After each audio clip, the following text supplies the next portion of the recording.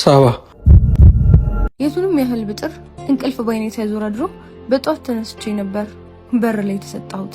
ግራ የገባት እህቴ ምንድነው በጉጉት የምትጠብቂው? የልጁ መውጣት። ለምን አልነገርኩሽም እንዴ?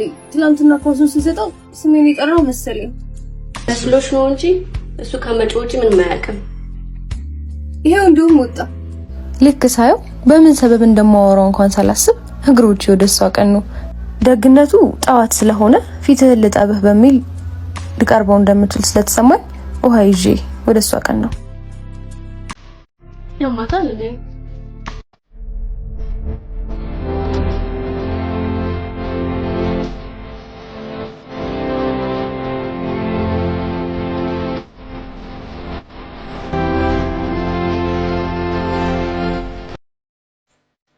እንተሽ ከተከራያችን ጋር ፍቅር ሳይዛት አይቀር ባክቷት የሙያን ግዴታ ሆነባት። ምን አለ እኔንም በነካጇ ባከመች። የኔ ያቋብት መደበሪያ ነች። ስምህ ማን ነው? ስምህ አትነግረኝ? እንታወቅ። እኔ ሰው አባላል። የቱንም ያህል ልቀርበውና ላወራ ብሞክርም ምንም አይነት መልስም ሆነ ፍላጎት ስላላየው በቀጣዩ ቀን ድጋሜ ተመልሼ ለመሞከር አስቤ ተነሳው። ለፊቪልሽ ነው እንጂ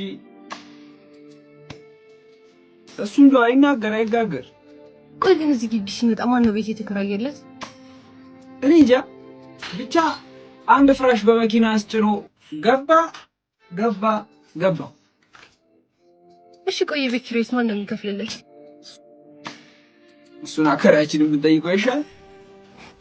ያቺ መከረኛ ካስ በድጋሚ ወደቀች።